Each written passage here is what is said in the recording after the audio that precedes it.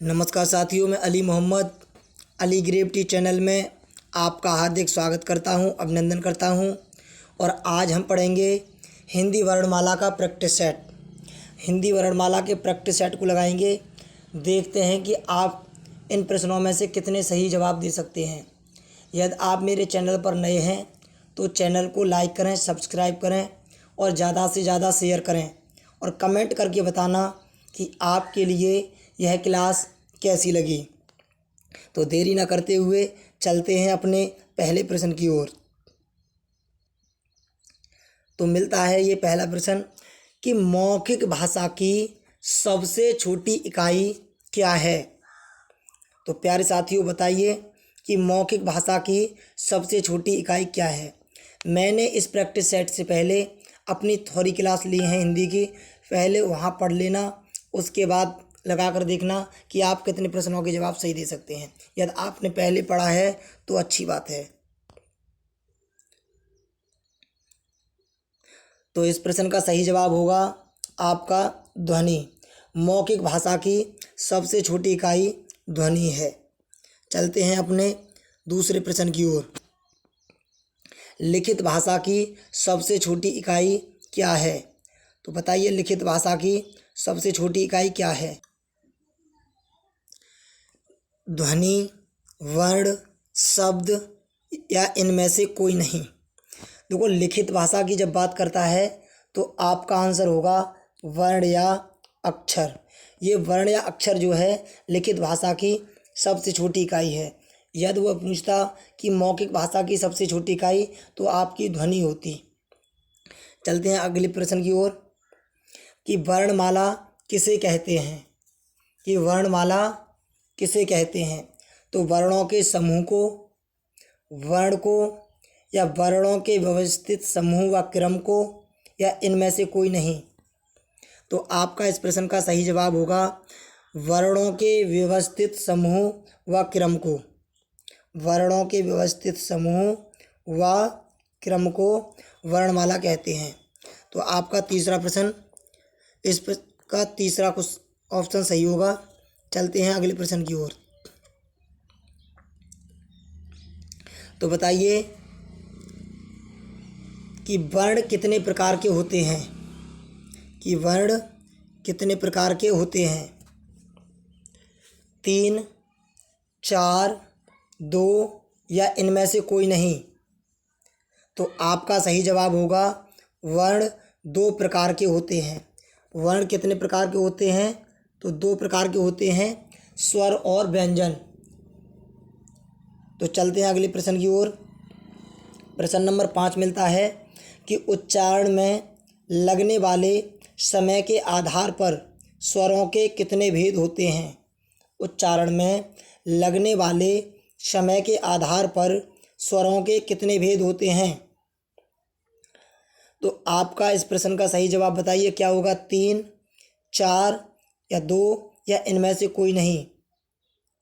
तो इस प्रश्न का सही जवाब होगा आपका 3।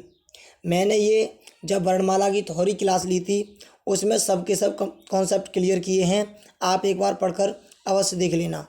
प्रश्न नंबर 6, सजाती स्वर किसे कहते हैं। सजाती स्वर किसे कहते हैं। तो इस प्रश्न के लिए आपके लिए मिलते हैं 4 ऑप्शन। बताइए, आ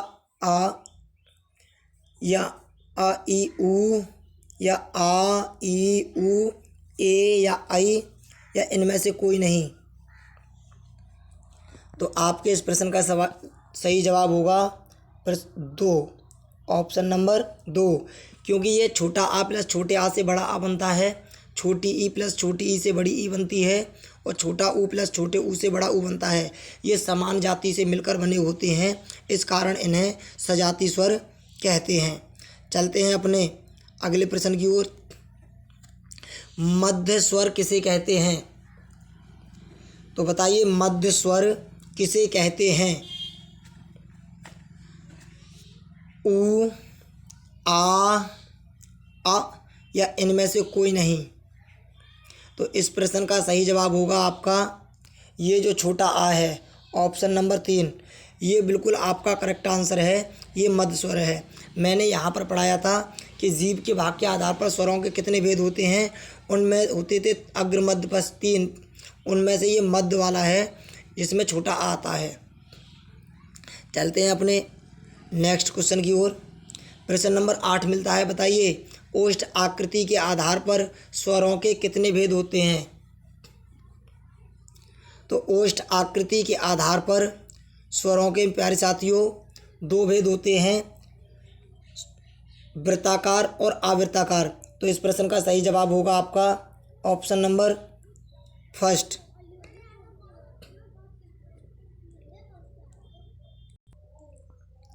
तो चलते हैं प्रश्न नंबर 9 की ओर कि विव्रत स्वर कौन सा है। मैंने इसका भी भेद पढ़ाया था आपके लिए कि विव्रत स्वर कौन सा है। तो बताइए, छोटा आ, बड़ा आ या बड़ी ई या फिर इनमें से कोई नहीं। तो आपका सही आंसर होगा प्यारे साथियों बड़ा आ। ये बड़ा आ जो है विव्रत है, ये बड़ा आ विव्रत है और अर्ध विव्रत है छोटा आ, और बड़ी ई संवृत स्वर होता है। मैंने इसके बारे में पढ़ाया था आपके लिए। चलते हैं प्रश्न नंबर 10वें की ओर कि संवृत स्वर कौन से हैं। संवृत स्वर कौन से हैं? छोटा आ, बड़ी ए और बड़ा ओ, या बड़ा आ या छोटी ई बड़ी ई छोटा ऊ बड़ा ऊ री, या इनमें से कोई नहीं। तो आपका आंसर होगा कि भाई संवृत स्वर तो ई उ री ये होते हैं, जो इनमें से ऊपर ये दिए गए तीसरे ऑप्शन में ये होते हैं आपके। लेकिन ये छोटा आ बड़ी ए और बड़ा ओ की बात करूं तो ये अर्ध विव्रत होते हैं और बड़ा आ विव्रत होता है। तो प्यारे साथियों चलते हैं अगले प्रश्न की ओर। अघोष वर्ण की संख्या कितनी है? अघोष वर्ण की संख्या कितनी है? तो अघोष की संख्या बतानी है प्यारे साथियों, कितनी है बताइए। तो प्यारे साथियों इस प्रश्न का सही जवाब होगा 13। फर्स्ट ऑप्शन सही है, 13 होगा। 31 सघोष की होती है और 14 जो है ये आपके महाप्राण की होती है और अल्प प्राण की संख्या आपकी 30 होती है। चलते हैं अगले प्रश्न की ओर। अघोष वर्ण कौन से हैं? अघोष वर्ण कौन से हैं? तो या रा ला वा हा शा शा शा गा जा या इनमें से कोई नहीं। तो अघोष होते हैं आपके तीनों सा, ये तीनों सा जो हैं अघोष हैं और बाद बाकी जो हैं वो सघोष हैं। तो आपका सही जवाब होगा ऑप्शन नंबर 2 शा शा शा। मैंने यहाँ पढ़ाया था कि जो गूंज के साथ हों उन्हें सघोष और जो गूंज के साथ ना हो उन्हें अघोष कहते हैं। और मैंने ये भी याद करवाया था क्लास में कि तीनों सा अघोष होते हैं। चलते हैं अपने अगले प्रश्न की ओर। सघोष वर्णों की संख्या कितनी होती है? तो मैंने प्यारे साथियों अभी बताया था आपके लिए कि सघोष वर्णों की संख्या 31 होती है। तो तीसरा ऑप्शन करेक्ट आंसर होगा कि कितनी होती है? 31 होती है। तो चलते हैं अपने नेक्स्ट प्रश्न की ओर। तो प्रश्न नंबर मिला हमें अब ये 14 नंबर का कि अल्प प्राण कौन से हैं। तो अल्प प्राण वर्ण बताना है मेरे साथी कि इनमें से कौन सा अल्प प्राण है। या रा लावा फर्स्ट ऑप्शन, सेकंड ऑप्शन है छा घा फा ढा, या थर्ड ऑप्शन शा शा शाहा, या इनमें से कोई नहीं।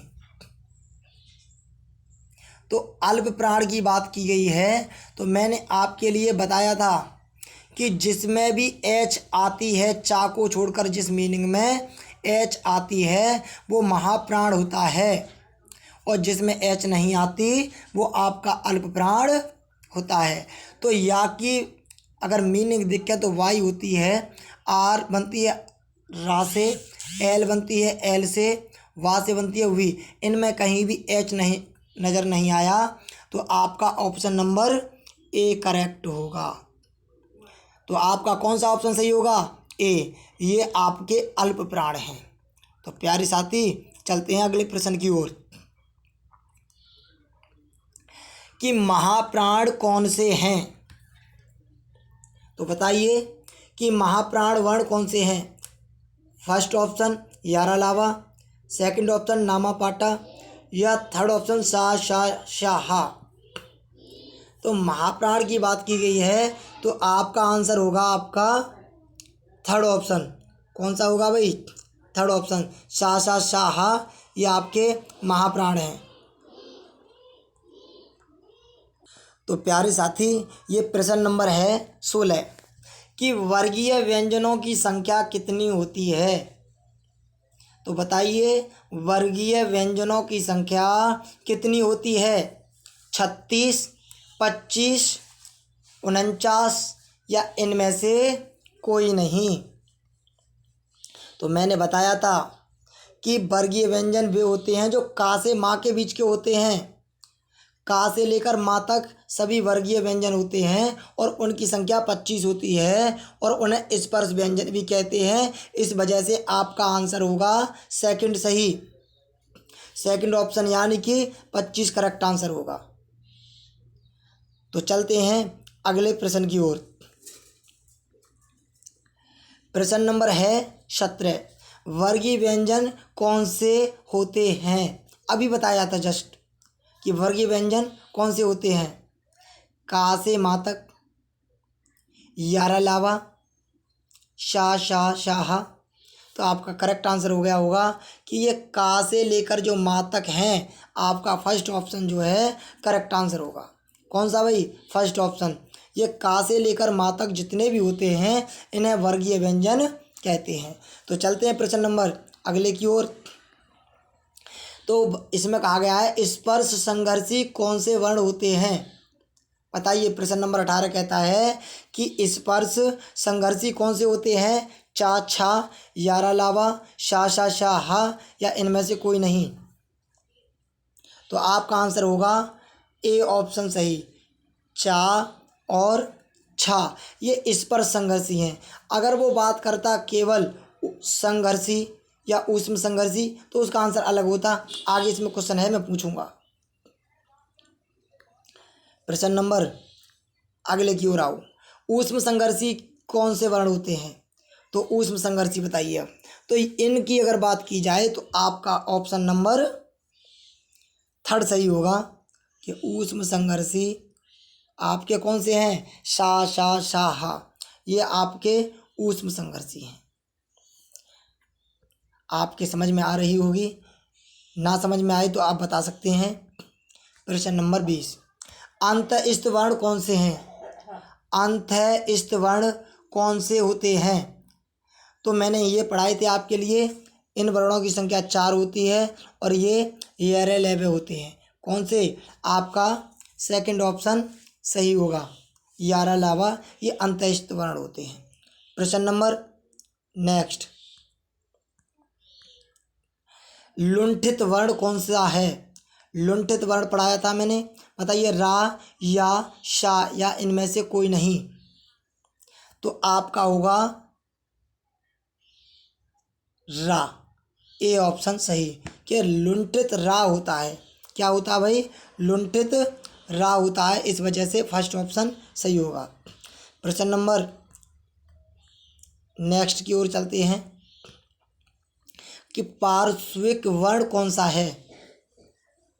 को पार्श्विक वर्ण कौन सा है। तो आपका इसका सही आंसर होगा पार्श्विक वर्ण का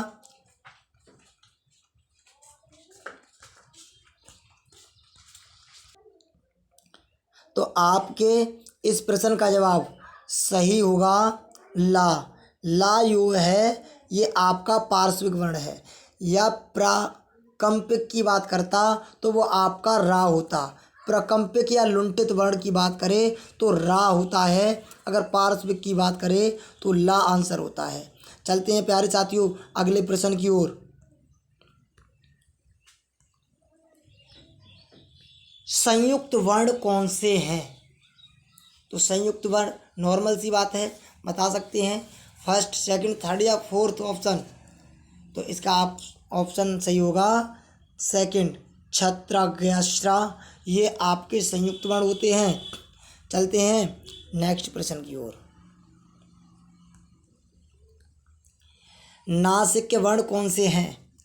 नासिक की बात की गई है, जिनका उच्चारण नाक से होता है, यानी कि बोलते तो मुख से हैं लेकिन कंपन होता है नाक से। तो वो कौन से हैं आपके? तो आपका आंसर होगा फर्स्ट। ये आपके पांचों के पांचों नासिक हैं। बड़ी अंक की अगर मैं बात करूं तो वो आपकी कंठ से उच्चारण होता है, ना कि नाक से। समझ लेना, ये 5 वर्ण नासिक होते हैं। आगे चलते हैं अगले प्रश्न की ओर। अयोगवाह वर्ण कौन से हैं? अयोगवाह वर्ण कौन से हैं? तो आपका इसका सही आंसर क्या होगा बताइए। तो आपका इसका सही आंसर होगा फर्स्ट ऑप्शन, छोटी अंग और बड़ी अंग, ये जो हैं आपके अयोगवाह वर्ण होते हैं। चलते हैं प्रश्न नंबर अगले की ओर। कौन से वर्णों का उच्चारण स्थान तालव्य है? कौन से वर्णों का उच्चारण स्थान तालव्य है, यानी कि तालु से है? तो आपका इसका सही आंसर होगा चा और छा। क्या होगा? चा और छा, इनका उच्चारण स्थान तालव्य होता है। ऋषि और सीटी वाले सा का उच्चारण की बात करूं तो ये टावर्ग होते हैं।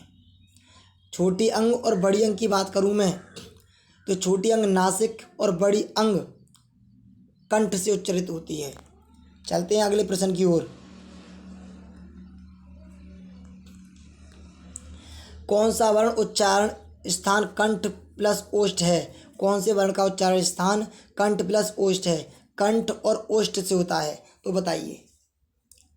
तो प्यारे साथियों, इसमें अंग का उच्चारण नाक से और बड़ी अंग का कंठ से बताया था मैंने। ए का उच्चारण स्थान कंठ प्लस तालव्य होता है, तो ओ का स्थान कंठ प्लस ओष्ठ होगा, क्योंकि ये छोटा आ प्लस छोटे ऊ से मिलकर बना होता है। छोटे आ का उच्चारण स्थान कंठ होता है और ऊ का उच्चारण स्थान ओष्ठ होता है। तो इस वजह से आपका कौन सा आंसर होगा? आपका आंसर होगा थर्ड। कौन सा होगा भाई? Third option. चलते हैं प्रश्न नंबर नेक्स्ट। कौन से वर्ण का उच्चारण कंठ प्लस तालु से है? अभी बताया था मैंने। तो कौन सा होगा आपका आंसर? तो आपका होगा सेकंड ऑप्शन, ए और आई। ए और आई आपका कंठ प्लस तालु से होगा। तो इसका उच्चारण स्थान आपके लिए मिल गया कि ए और आई जो है इनका उच्चारण स्थान कंठ प्लस तालु से होता है। तो प्यारे साथियों, चलते हैं अगले प्रश्न की ओर कि कौन से वर्ण का उच्चारण दंत प्लस ओष्ठ है? अब बताइए कि कौन से वर्ण का उच्चारण स्थान दंत प्लस ओष्ठ है? तो आपका सही आंसर होगा ए ऑप्शन। ये वाह जो है इसका उच्चारण स्थान कंठ प्लस ओष्ठ है।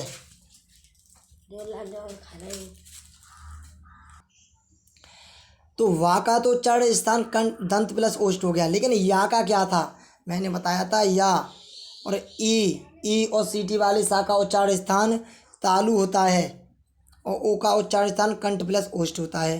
तो चलते हैं अगले प्रश्न की ओर। हिंदी वर्णमाला में कुल वर्णों की संख्या कितनी है? तो हिंदी वर्णमाला में कुल वर्णों की संख्या प्यारे साथियों कितनी है? 52 मानी जाती है। अगर मूल रूप से पूछी जाती तो आपका आंसर 44 हो जाता, लेकिन कुल वर्णों की संख्या पूछी गई है तो आपका आंसर 52 होगा।